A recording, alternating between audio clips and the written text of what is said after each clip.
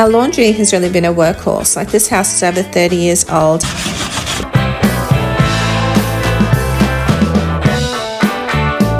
Should all be fine, and anyway, it couldn't be any worse than it was, so.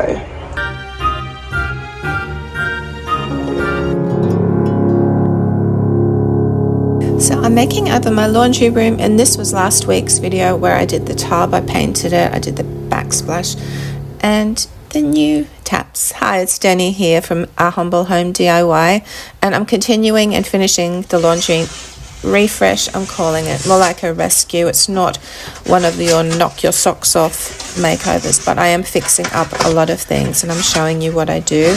And at the moment here I am taking off the wallpaper. I put on some random wallpaper there once, and to take it off I just spray with water, and you will not believe how easy wallpaper is to remove, the pasted wallpaper. So much easier, and I think less damage than the peel and stick variety.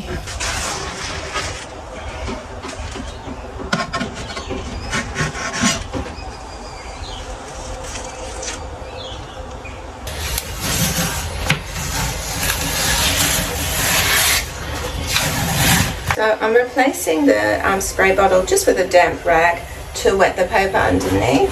Yes, I dropped the spray bottle and broke it. It would have made it so much easier to just spray the water on, but that's all good. Get it off paper.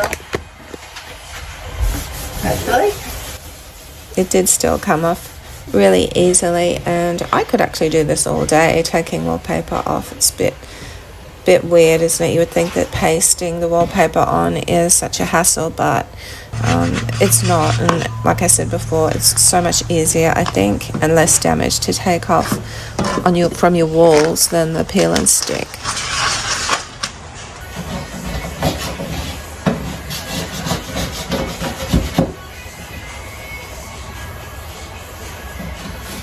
I have decided that I'm going to try to get these wall stickers off, the ones I had on years ago.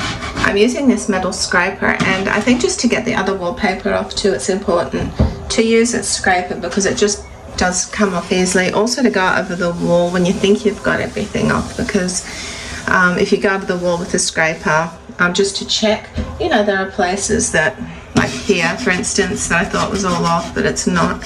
So these scrapers are good for that. But I'm thinking I'm just going to have to try to get as much of this off as I can, and it is sort of coming off a little bit. Even if I can get the top bit off, I might be able to get the underneath part off as well. But be aware of these wall stickers. Not all of them are like this. Some are okay, but these ones are plasticky, thin, sort of shiny ones that I got off eBay. And yeah, they just adhere to the wall, and there's, as you can see, a bit of a nightmare to get off, but hopefully I'll be able to get off as much as I can and then be able to just paint over it. Fingers crossed. So I had a lot to fix up in this laundry. That little hole wasn't the biggest of my problems, but I did want to cover it up and fill it in. These wall patches are great, but as you can see, they only had a really big one left. I think they sell 10 by 10 and 15 by 15 centimeters, and I had used one on the left, you can see, on a much bigger hole, and they're perfect because they have a metal that will stop the filler from sort of pushing in. But on this little one, I just cut off some of the gauze on the side, which is sticky, and I used that to place over the hole because it really did need something. That even though that hole wasn't too big, it was from where the handle of the door sort of pierced it. It was big enough that if I had just put filler in, it wouldn't have done anything and it would have pushed straight through. And I did have to put a few coats of that on and sand back that little knob there. Now this was a bit of damage, and this was behind the washing machine, the wall behind the washing machine. What had happened was, over the years we'd had leaks from the washing machine, and it had gone into the wall, and also the tiles, like they started to disintegrate. The top porcelain layer was coming off it, and I thought, what am I going to do with that? Anyway, I decided I had to get rid of this off the wall, and I started to peel back the water damaged parts. And at this point, I was sort of thinking, where is this going to end? I was starting to panic a little bit. I was actually peeling off the board that was over the gyprock and exposing the plaster. And I'm thinking, oh my goodness, what am I doing? And I didn't know where it was going to end. But it did end in the end. And I just sanded it down nice and flat. And after that, I put some wall filler over it. I did 2 coats. One, sanded it back, and then another coat and sanded that back as well. And it brought it up nice and smooth and flat.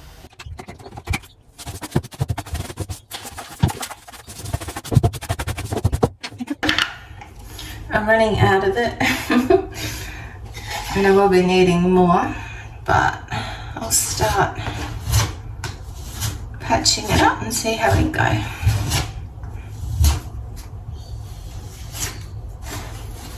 It's also starting to dry out. When you first buy it, it's so nice and soft.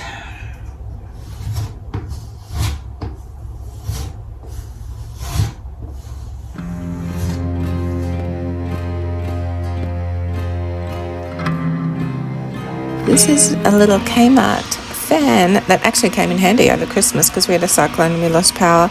It's sort of a battery rechargeable one, and I just used that to help dry the wall off. It was so humid when I was doing this and so hot. It took a bit to dry.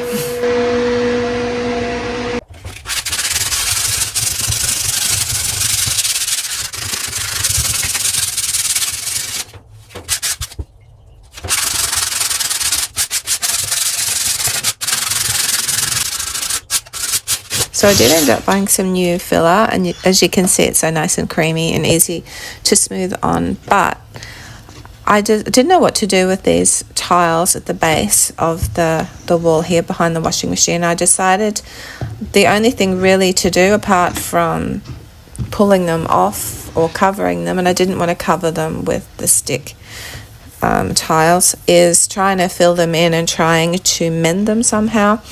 Looking back at this, I did a very messy job when I originally put the paste on, and there's even a bit of tile stuck to the thing. I didn't even notice at the time, but I just continued to do that all the way around. And yeah, I was thinking, well, this is all I can do, so I just waited and held my breath to see what this would actually turn out like.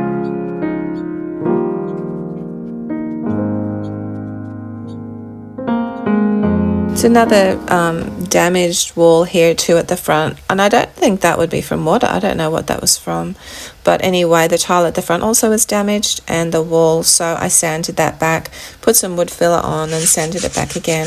With the wall filler on the tiles too, I sanded those back before I painted them. I had a problem with the tiles at the base of the wall. I thought, what on earth am I going to do? Because I didn't want to use the tile paint. I never had enough. Plus, it's very smelly. It's a rigmarole. It's oil-based. I hate using oil-based paint. I didn't want to cover it with the stickers. So I thought, what if I just use the wall paint and just paint over them with the water-based paint? I ended up doing that. But first of all, I had to prime it, and I'm using my Dulux Precision Maximum Strength Adhesion Primer, and it's specifically for really glossy and slick surfaces. So I thought this will probably be fine.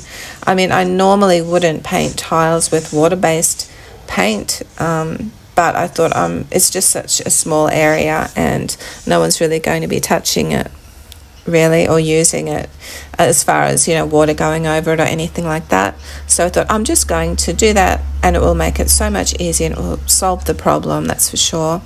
And after I'd sanded these tiles back, I covered them also with this primer as well before putting the paint on.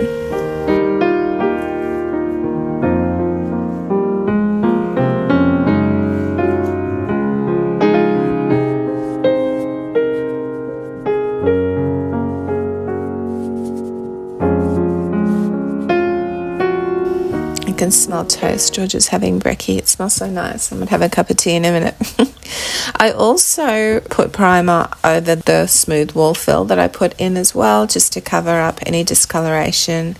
And the feeling of painting these tiles with this primer was so nice. It was so smooth and it was really satisfying to do. Sort of reminded me when you colour in on paper that's smooth and shiny with felt pens, as opposed to the rough paper. But anyway, I'm continuing with my Taubman's bucket of white paint that I've been using for everything, and as you can see, it is going down. I did end up running out, and I did have to buy some more wall paint to finish this job off. All of the walls and things, but it was all good. And surprisingly, the tiles came up nice and smooth. I was sort of worried about brush strokes and it looking a bit tacky, but they came up really nice.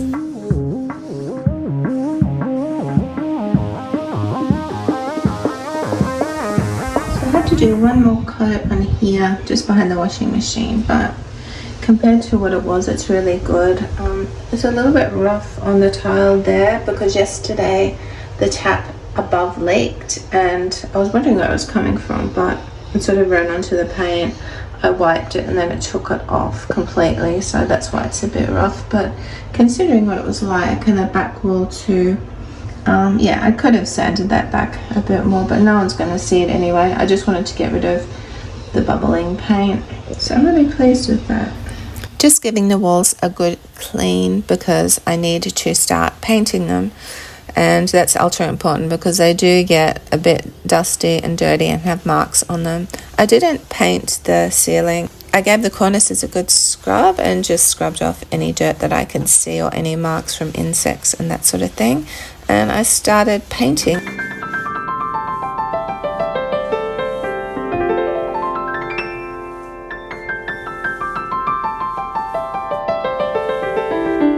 It's always easy, sort of the cutting in part when you're painting white walls and you've got a white ceiling. You really don't have to bother too much about having neat edges because you can't really see anyway. I did run out of this gloss water-based trim paint, but I did manage to get all of the door frames and wardrobe frames painted. So I had to paint the door just in the wall paint, the nice crisp white wall paint on the inside, which came up really nice. And on the outside, I decided to do the walls, the door black.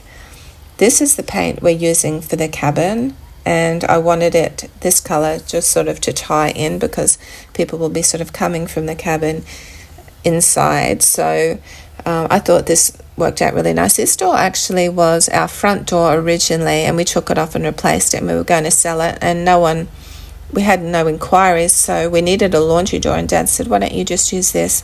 And he had to swap the handle over to the other side.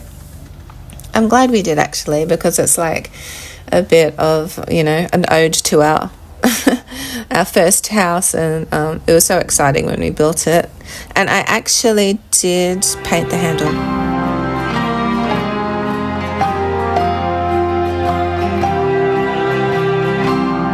Now I did, like I said before, just use the wall paint for the doors because I ran out of the trim paint, the gloss, and I was so pleased with it. It doesn't show up as many streaks and things.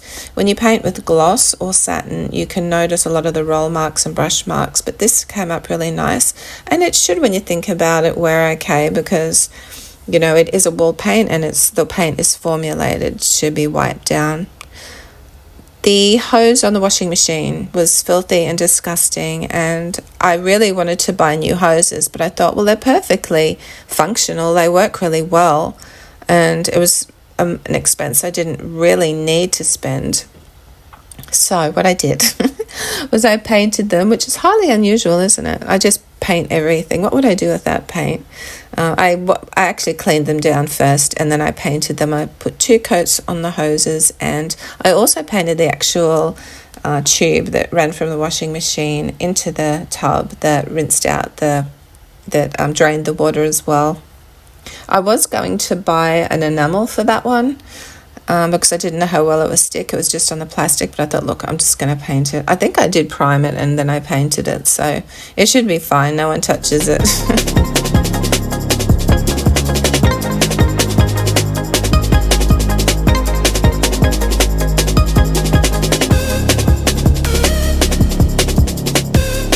Now, the last thing was the floor, and the floor is what brought the whole thing down. Even though I'd done all this work, I thought it still looks pretty bad. Only because of the floor. I'd seen these floor pops. People had done their floors, their laundry, their kitchen, their bathroom. I didn't know about the bathroom, and I originally was going to do the bathroom years ago, but I thought, no, the area is too wet. So I am using these on the laundry, and they actually tie in with the paint color that I have painted the toilet and bathroom. I actually loved doing this. I was dreading it, but as it turned out, it was a great experience and I really enjoyed it. And next week I'll be doing a whole video on me putting them down, what I think, how much they cost, where I got them, all that sort of thing. But this is the pièce de résistance, I think, of my little laundry. It's the floor, and I absolutely loved it. I spent a whole day doing it, I guess, but it was an enjoyable day. It was actually really relaxing, and seeing it all to come together and work out was just pretty cool too. And yeah, so next week I'll show you how that went and how I did that. So this was my laundry originally. It was very worn. I did have to rescue it from damage and from wear and from a bit of ugliness. But in the end it came up really well and I was really pleased with it. There's the old floor, the fancy maroon tiles that were like 30 years old, and yeah, all the damage that there was. So this makeover isn't going to knock your socks off. Oh, this is beautiful. I never changed the washing machine. I never did any particular change in anything really. They're new door handles that I bought from Kmart for my makeovers, but it is certainly nice and refreshed, and I love it. It's actually so pretty. The door's nice and fresh, and I'm glad we kept that door. I think it looks really pretty.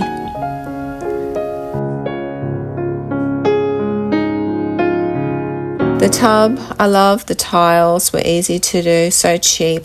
You can see the hoses there. I could never put those old hoses back in, and they freshen things up and make it look a lot more cleaner. This I have to replace. And there are things I still need to do, like I want shelves, a picture, I want a mirror, I need to replace that handle. And the door matches the cabin, and I'll be doing a cabin painting and finishing video soon as well.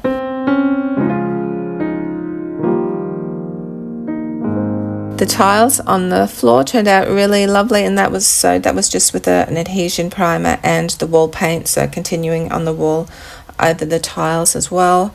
I'm happy with the fix-up job I did on the walls, and these tiles beside the washing machine were pretty well had it, like they really should have come off, but I did manage to salvage them in the end and make them presentable. So now it is it's still a laundry, but a presentable space that when people walk through. And I think this is my favorite part, the actual floor pops. Okay guys, I hope you enjoyed this video. Thank you so much for watching, and I will see you next week in my floor pop video. Have a great week, and bye for now.